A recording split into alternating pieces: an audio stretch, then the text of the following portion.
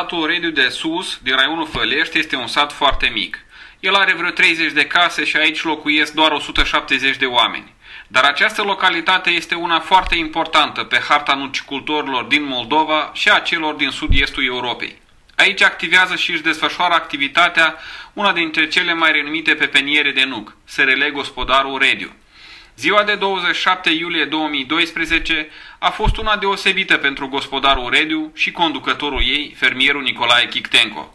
Gospodăria a fost vizitată de soții Olga și Carl Petrovski și ei au fost însoțiți de o somitate în domeniul nuciculturii, domnul Jean Culier, fondatorul renumitelor pepeniere Culier din Franța.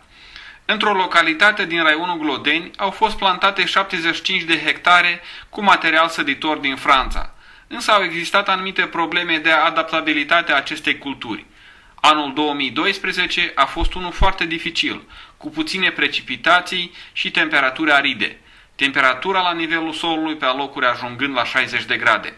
Domnul Jean Culier a venit personal în Republica Moldova pentru a se documenta la fața locului. Consacratul expert francez l-a vizitat pe Nicolae Chictenco și nucicultorii au discutat problemele cu care se confruntă domeniul. Vă oferim atenției dumneavoastră secvențe de la această întâlnire. Vous aviez abordé l'autre jour le problème, je crois, des eaux qu'on trouve ici en Moldavie, des eaux chargées de chlorure de sodium. Dacă el a văzut că noi în Moldova avem problema asta cu apă de sodium. În apă este sare, apele sărace. Si je pose ces questions, c'est tout simplement pour éviter, lorsqu'on a des contacts avec des gens de Moldavie à qui on donne des conseils, éviter de faire des erreurs, parce que le noyer n'aime pas du tout le chlorure de sodium. Și pune întrebarea asta pentru că e vorba să vorbești cu oameni din Moldova, cum să evit să facă greșeală. Deci, apropo de apă cu sare sau cu asta, deci lucrurile astea există pe aici, deci așa prin împrejurări. Tragedia noastră constantă, Andrei, e că noi activăm și trăim în zona aridă, zona de, practic, de deșert, temperaturile peste 40, la sol peste 60. Donc il dit que la tragédie, c'est qu'il vit dans une zone aride, qui est presque un petit désert, voilà. Oui. Și, practic, depunerile atmosferice neregulate și rare și suficient puțini, poftim, noi am avut în 2 luni de zile, practic, 15 mm, asta e nimic la așa căldură. Donc il y a extrêmement peu de pluie, il y a seulement 15 mm d'eau qui est par la pluie dans un grand de 2 mois. Pepinieră, eu am spus că eu nu fac irigare. Măcar că am tehnologie cea mai performantă izraeliteană. Am irigare de curare. Eu, poftim, ne ducem acolo să uitați. Punem stau filiți pepinieră. Și ea vrea să dezvolte să crească, dar eu nu uit că eu știu că sarea să o otrăvească rădăcinile.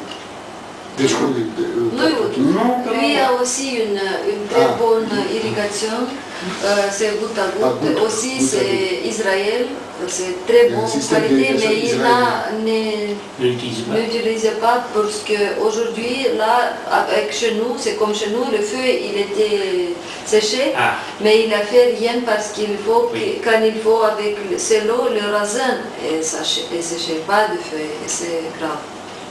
Noi nu avem sisteme de desalinizare a apelor. Il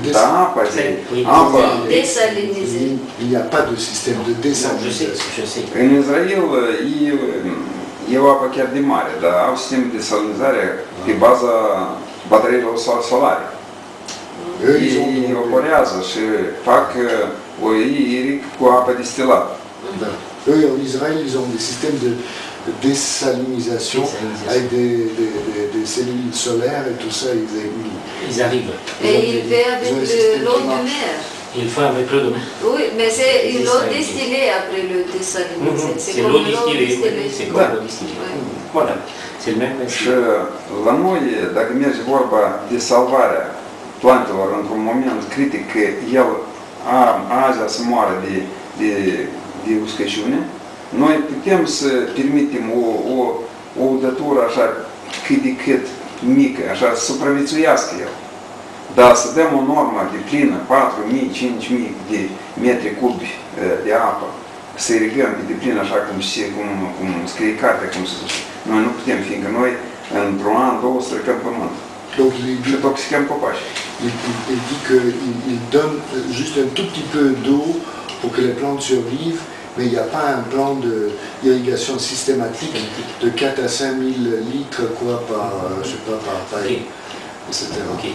Alors, si je pose cette question, c'est parce que depuis 5 ans, je travaille ici en Moldavie ou ailleurs dans la zone, et nous on note un taux de perte des plants à la plantation qui est beaucoup plus élevé qu'en France. En France, on n'a quasiment rien, quoi. 1, 2%, 3%, parfois 0%. Est-ce que vous pouvez traduire ça? Et je voudrais savoir ce qu'ils pensent ici. Est-ce que c'est lié au fait que les plants sont dépaysés, déracinés? Ou bien est-ce que lui aussi, voilà, est-ce que lui a aussi, quand il fournit des plants, est-ce qu'il a quelques problèmes de reprise? Est-ce qu'ici, en Noyer, ils ont, voilà, est-ce qu'ils arrivent à avoir 100% avec leur plan d'ici? El pune întrebarea asta cu apa pentru că ar vrea să știe dacă motivul din care se pierd unele din plantele care se sunt din cauza irigării sau sunt din cauza, adică aducerii din alte părți, pentru că, de exemplu, în Franța, unde au și acolo irigații, procentajul de pierdere este minim sau zero și ar vrea să știi din ce cauză sunt niște pierderi aici care sunt destul de importante, din cauza apei sau este din cauza că vine o plantă practic străină din altă țară și e pus aici în pământ și stresul ăsta de aducere care or fi... E clar, întrebarea e clară. Domnul Culiei are o sinceră dreptate. Aici cred că este un ansamblu, un complex de negativ. În primul rând, ei nu sunt cum spune, familiarizați aici, ei nu sunt de aici. Condițiile, soiurile, vorbim așa. Planta, nu că da. Concret, soiurile francezi, ei aici nu sunt acasă. Ei străini aici și lor incomod. Incomod din cauza uscăciunii mea. Acum umiditatea aerului e 25%, dar în Franța așa ceva nu există. Acum umiditatea aerului 40, 50, 60, 70, confort. L'humidité est ici à 25%. Et il dit que les plantes qui viennent de France se sont déprisées. C'est pas leur sol. Voilà. În Franța, Oceanul Atlantic, Călătri, acolo umiditatea suficientă de aer și acolo depunerile sunt mai masive și mai regulate depunerile de atmosferice, acolo plouă mai regulat și mai bogat. Și nu cu sărul sau cu ce? Și nu cu sărul. Nu cu sărul. La noi e, și aici dacă unul luăm apa salinizată, soiuri nu sunt familiarizate aici, nu sunt omologate, cum se zice, nu sunt deprinși cu teritoria, uscăciunea aerului suficientă. Și aici toate, uitați-vă, așa căldură în Franța nu există acum toți de la sol, la noi putem lua termometru a 68 de grade. Donc la température du sol est ici très élevée à 68 degrés. Ce sont donc des températures qui ne sont pas connues en France. Non. Il n'y a aussi pas d'océan Atlantique ici qui est là-bas, qui emmène aussi des pluies beaucoup plus régulières. Il y a donc un ensemble de vreau să subliniez că, cum spune, propunerea domnului Culie să facă să pune niște uniguși de lemn deasupra. Asta a fost o salvare. Și nu fost așa ce avea să piară tăi. Asta a fost o soluție care a scăpat pe multe plane. Donc il dit que le BRF, que la BRFisation a été une excellente idée, une bonne solution pour... Puisque autrement, si vous n'aviez pas mis ça, il y aurait eu encore beaucoup plus de pertes. C'est possible, et peut-être qu'on faudrait peut-être même faire plus de volume, peut-être. Mais alors c'est difficile parce qu'il faudrait peut-être rajouter de la paille ou des trucs comme ça. Pour créer un microclimat, il faudrait vous poser la question. Parce que le problème du BRF, c'est qu'il faut faire des volumes, et c'est long. Nous devons le créer sur place, et c'est quand même fastidieux.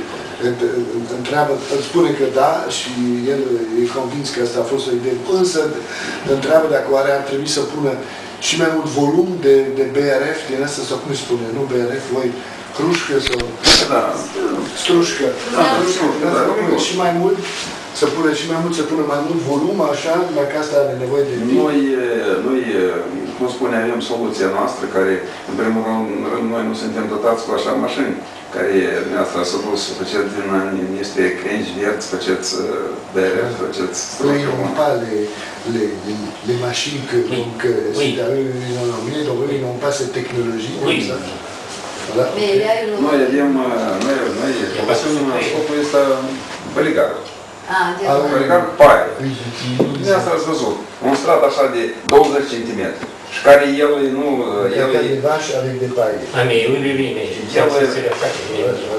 El protejează de căldură. Sub stratul este de paie și dacă pun termometrul e și 60 de grade. Dar la adâncime de 20 cm, acolo e 20 de grade. 40 de grade sălvează. Iarna, când la noi a fost fără umăr, în februarie a fost fără umăr și pământul crăpa, fiindcă nu a fost un pic de umăr și era 30 de grade și pământ crăpa, era riscul să înghețe rădăcinile, poate și rădăcini și poate să înghețate rădăcinile. Și bălegarul, el... Dar bălegarul deasupra protejat de mult de frig. Vara de căldură, dar și de evaporare. Oui, tout à fait. Donc, il veut dire que comment ça s'appelle le caca des vaches? Oui, le fumier. Le fumier, voilà. Que le fumier, qu'il protège donc l'été de la chaleur et l'hiver du froid. Donc il y a beaucoup moins de froid et beaucoup moins de chaleur. Părerea noastră că mai sănătos, fiindcă dacă eu pun la un copac în jur de 25-30 de kilograme de băligar. Donc, et lui il dit que donc, si on met autour d'un arbre 25 à 30 kg de fumier, eu, în primul rând, să îmbogățesc microflora pământului. Il s'améliore donc la microflore du sol. Voilà. Și în contact cu pământ, permanent merge, cum spune, putrezirea, cum spune, dizolvarea substanțelor organice și transmiterea lor neorganice care solubile și care cu apa de ploaie se duc drept la rădăcină. Și hrănesc planta așa, știți, cu lingurița. Et la putréfaction donc, des divers éléments de ce fumier, voilà, entraîne un enrichissement et descendant directement à la racine. Donc il pense que ce système voilà, de putréfaction et crée un équilibre voilà, pour... Très intéressant l'été et très intéressant l'hiver. Voilà. Și să putem așa, că nu întotdeauna cel e scump, ceea ce este scump, nu e scumpă, e și bună. În părerea noastră, tot ce este simplu și tot ce este mai aproape de condițiile locale, e mai reușit economic și mai adaptat de situația de asta care se găsește planta. Donc il dit que ce n'est pas tout ce qui est plus cher qui est forcément meilleur. Il dit que que les solutions qui sont adaptées, disons, aux besoins locaux et aux réalités locales sont parfois aussi économiquement plus viables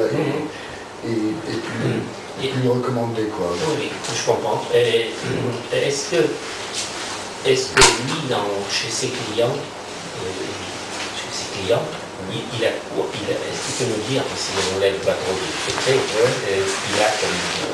qu'est-ce qu'il peut avoir comme la reprise de plantation? Il fournit un client comme on a fourni Ferrucci, on plante X milliers d'arbres, quel pourcentage il a? Alors ça peut varier d'une année à l'autre, mais posez-lui cette question simple. Voilà, est-ce qu'il peut nous dire sans lever de secret, quoi? Domnul Curie își permite să pună întrebarea dacă nu este prea mult întrebat sau în secret, că din plantele pe care dumneavoastră le vindeți, da? Care ar fi cam procentajul de pierderi, așa în general și generic, care s-ar produce? La știu 1000 de pomi din ăștia. Eu vând 1000 de pomi și câte sprind. Câte se prind și câte nu se, ce ar vrea să știe și cam câte nu se prind din ăștia oameni. Uitați-vă, că și mai reale, așa, da? Și având în vedere stima mea către domnul Culie, noi ne ducem acum unde am plantat eu plante în noiembrie, în decembrie, anul trecut. Eu plantam, era de acum frig. Noaptea era până la minus 12 grade. Frigo? Minus 12. Donc il a dit qu'il voudrait vous amener maintenant, vous montrer où il a planté les arbres en novembre, décembre, où il y avait moins 12 degrés. Eu știu destul de bine biologia nucului și eu știu că el 0 grade rezistă rădăcina. Eu nu fac probleme. Termometrul așa din bord, brigadirul, eu nu spun, dar brigadirul se uite, s-a ridicat, gata, temperatura a depășit 0. Hai la treabă. Oui, mais d'accord. Donc dès que ça dépassait 0 degré, il se met dedans, puisqu'il dit qu'il connaît bien la biologie du... Oui, mais il a raison, je pense que là-dessus, il n'y a pas de souci. Uitați-vă, noi ne ducem acum unde sunt plantați copacii ăștia și eu am fost în Levada Mama, anul trecut, 1290 de ori. Și niciunul nu s-a oprit. Ne ducem acum și ne uităm la terți, el aș plăcut. En novembre, on passait 1300 noyés comme ça, et donc dans ce genre de circonstances climatiques, il n'y en a pas un, dit-il, qui s'est perdu. Acum au fost doi băieți din Basarabca, din sudul Besarabească. Unul dintre ei și-a luat 4 ani în urmă poni și cazac costujenii și spune că din 4 hectare s-a prins sosul numai tractoristul, o 3 euro, dar 100%. Și el a venit la mine încă cu un prieten de-a lui și a dat comanda de 535 de poni și a plătit arbonă și fiindcă o ce și-a luat el, eu nu vreau să fac anticlamă cuiva, știți, asta nu e frumos. Eu pot să spun cum lucrez eu, dar eu nu vreau să spun cum lucrează altul. O luat din altă parte și la dâns și a fost probleme, fiindcă eu nu am pierderi, fiindcă eu nu iric pepiniera. Și eu nu iric pepiniera și ea n-are creștere așa. Și e pot de întrânsa care e slabă, e la condiții de astea drastice, e piere, e nu ține. Însă aceia care supraviețuiesc, eu am așa o bună, aș zice, nu chiar inteligentă. Îți spun, dacă pui poni de ăștia cu rădăcină așa dezvoltată și care e crescut în săcită, dacă ți leni sus, măcar stuchești în bord, așa sprinde. Așa. Il dit que c'est... On dit des vies dégénérées avec la soude. Oui, tiens, je te dis aussi.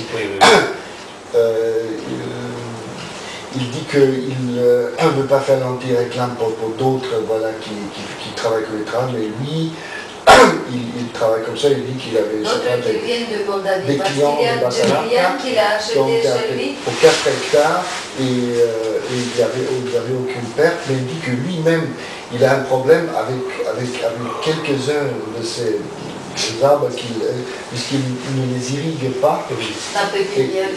Voilà, puisqu'il a donc un autre système. Il y a donc quelques-unes qui meurent, mais de ceux qui survivent, voilà, alors là, ça c'est parfait. Est-ce qu'on va lui demander quel est le pourcentage avec la non-irrigation qui meurt? Ah oui, on peut lui poser la question, si je sais, la moyenne.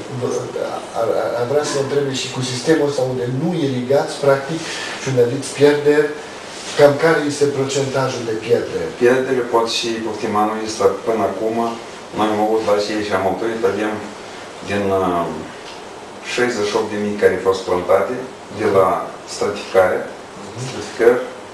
cu calus bien, calusat bien, și cu ochi porniți, din 68.000, aproape 9.000 am pierdut. Donc sur 68 000 pommiers plantés, qui ont donc pris, ont commencé à pousser, ou quoi, il y a 9 000 qui n'ont pas survécu. Seulement, donc ça fait 12%, quoi, oui, ça. 12-13%.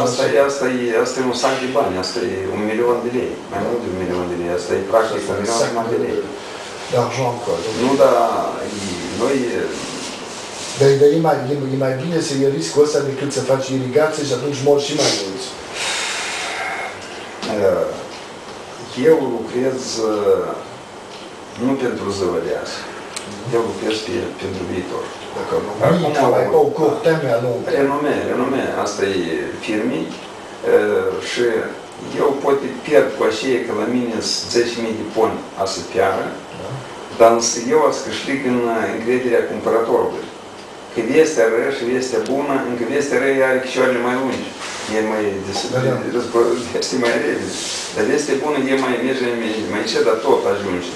Eu n-am avut poftim, am un seminar, poftim asist la seminar, sunteți poftiți data de șef, să și ministrul Bumacova și să facem ca un fel de sărbătoare a Nucului și n-ați auziți, nici unul nu se ridică vorba că nu s-o prins.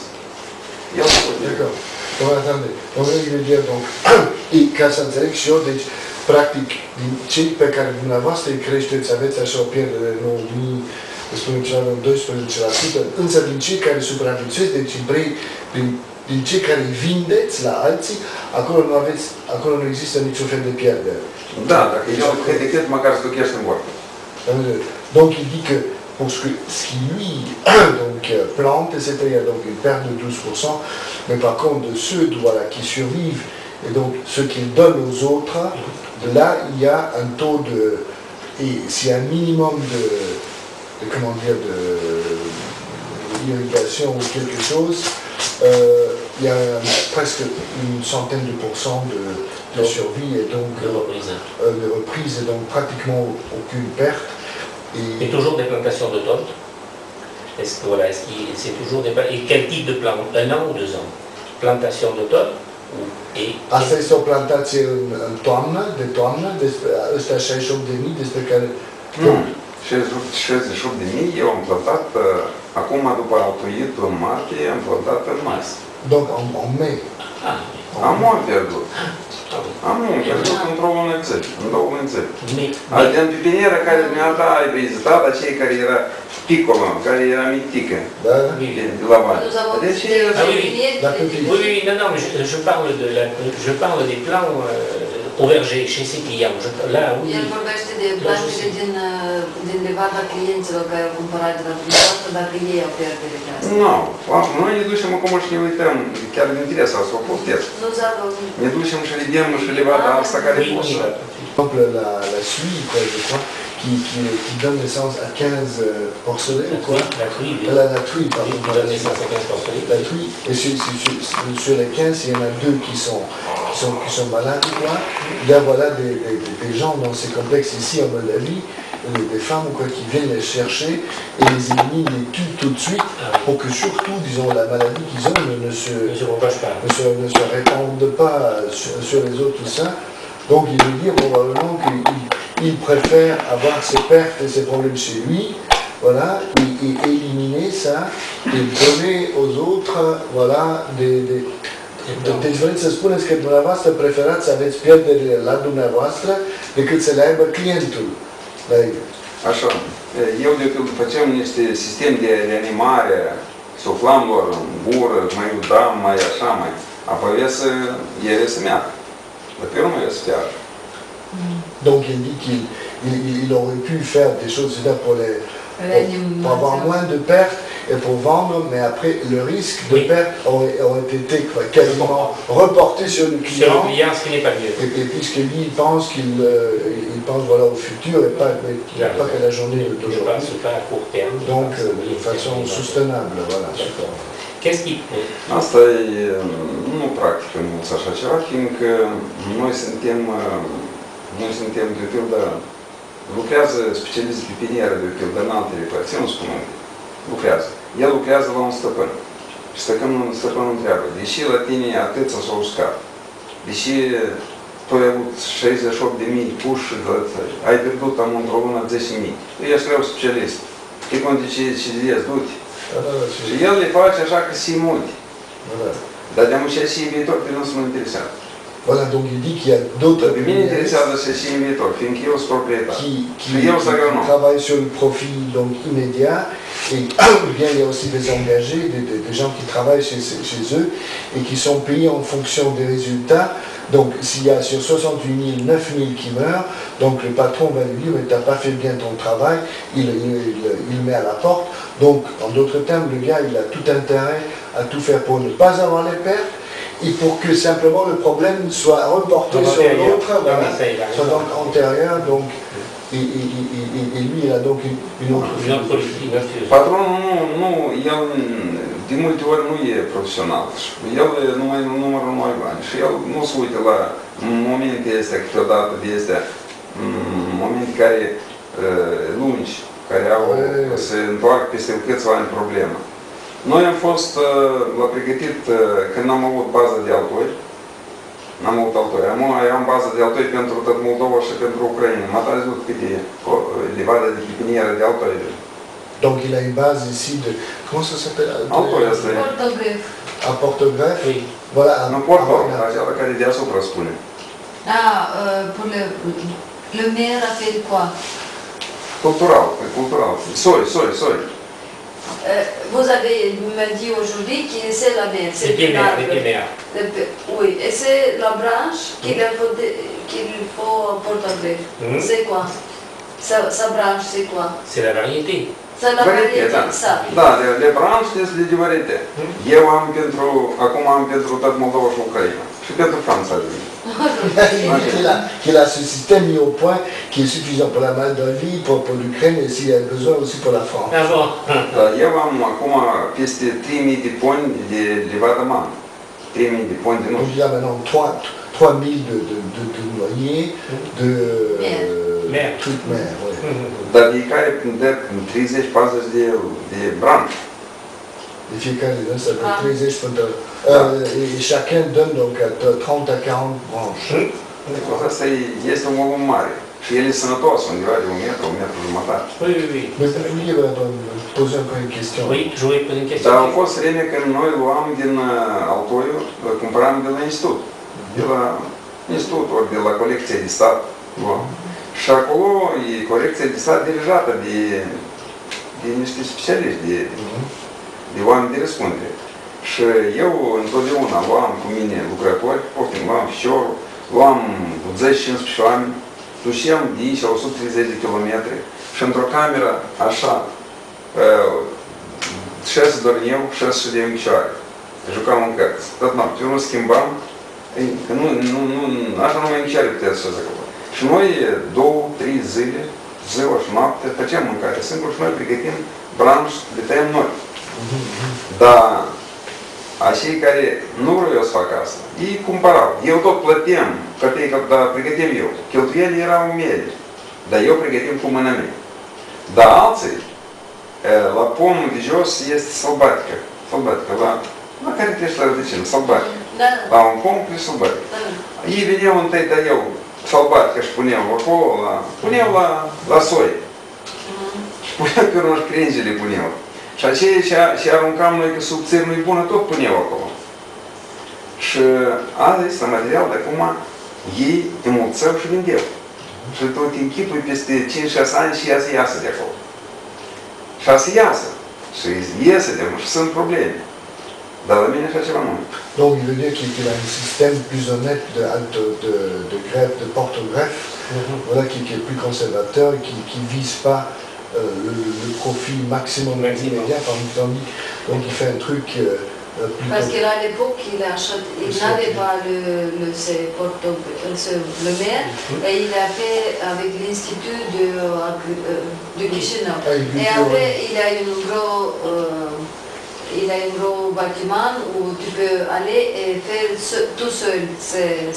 Et lui a fait pour lui. Mais l'autre a 2 ou 3 personnes qui a été, tu dois être pour moi et faire et lui a mis le sauvage, le raisin sauvage parce qu'il est facile pour préparer ça. Et aujourd'hui, il y a beaucoup de problèmes dans le verger de Moldavie parce que c'est sauvage, il a été comme porte-greffe. Et aujourd'hui, tu as du noix sauvage, tu as acheté une sorte, une variété. Et c'est un gros problème. Ce qu'il dit, c'est vrai parce que moi, j'ai vu il y a 5-6 ans, j'ai visité une pépinière ici, je ne dirai pas le nom. El a vizitat o pepinieră care nu spune numele că e foarte cunoscută și a vizitat tot așa o pepinieră. J'ai vu énormément de plantes sauvages. Și am văzut foarte multe plante sălbatice și el nu înțeles cum dracu tu îmi spui că tu ai plantat acum, dar dacă e sălbatic la tine sus. În Franța ori în Moldova? În Moldova. Mais il connaît la pépinière, il connaît. Dar dumneavoastră je dis pas le nom, mais il connaît. Elle est connue, il y en a pas énormément. Probabil că o știți, pentru că nu sunt chiar așa de multe, dar pepiniera asta, probabil că o știți, numai că el nu vrea să spune. Nu, da, e drept. Eu tot așa nu practic, zic, eu spun așa, eu asta fac și așa fac așa cum fac. Dar cum altul face, asta e solistă. Dacă mă întreabă, eu le sfătui. Dar nu mă întreabă, cu deasă nu mă vor sfat. Absolut. Donc lui, il ne va pas critiquer d'autres dans ce quelqu'un lui demande de l'eau. Mais vous pourriez poser une question. Qu'est-ce qu'il pense du porte-greffe Juglans nigra? Ah ben oui. Mais comment porte-greffe, c'est quoi ça? Qu'est-ce qu'il pense du porte-greffe Juglans nigra? Ce vă gândiți de portogreful Juglans nigra? De rădăcini este? Eu acum am fost altuit 14.000 și acum, din urmă la evenimentele, s-au rămas 10.000. Lui a fait 14.000. 14.000, il a resté... Donc une perte de 4.000. 10.000 sont restés, 4.000 sont morts. Procentul de cum spune, de decedați, zicem așa, frumos, pe nigra mai mare decât pe Juglans reghe. Donc le pourcentage est plus gros sur le nigra que sur le Juglans. Deci nigra sunt mai mulți care mor, da? Însă am pase mare comenzi. Am comenzi masive care lumea vrea să iei banul repede și masiv. Și ei iau nigra din asta de mai degrabă sau care? Ce comandă oamenii ăștia? Comandă oamenii altuit pe nigra. El îi plătește masiv de 3-4 ani să îmbracă și el nu crește copacul pe nigra încape în camera asta. Donc il y a beaucoup de commandes sur la greffe nigra, puisque la plante pousse plus vite et puis les gens pensent à l'argent rapide, facile. Donc il a des commandes massives de ça, mais il dit en même temps qu'il y a aussi des grandes pertes. Quoi. Și în același timp sunt deci pierderi destul de mari. Nu, pierderi mari, însă noi trebuie să facem diferite direcții la producție. Dacă noi făsim numai să știm de un lucru, noi, da, piața are cerința tot timpul. Da? Eu trebuie să merg să investez piața, altfel eu ies din concurență. Altul, la noi încă nu se gândesc nici, întrebați-le de toate pepinierele care altfel este nigră, nimeni. Noi de cum a 3 ani, primul an a fost tare rău, am de cum am mai găsit particularitățile la nigra și vrei exprinde. Și noi acum, din pepinieră la stratificare, am avut 86% prins. Donc ils ont eu avec dans les derniers essais de greffe nigra une certification, un taux de certification de 86%. Donc ça veut dire certification veut dire qu'ils ont pris, voilà. Donc 14% de perte. Deci 14% pierdere. Nu asta de la stratificare. À cause de la stratification.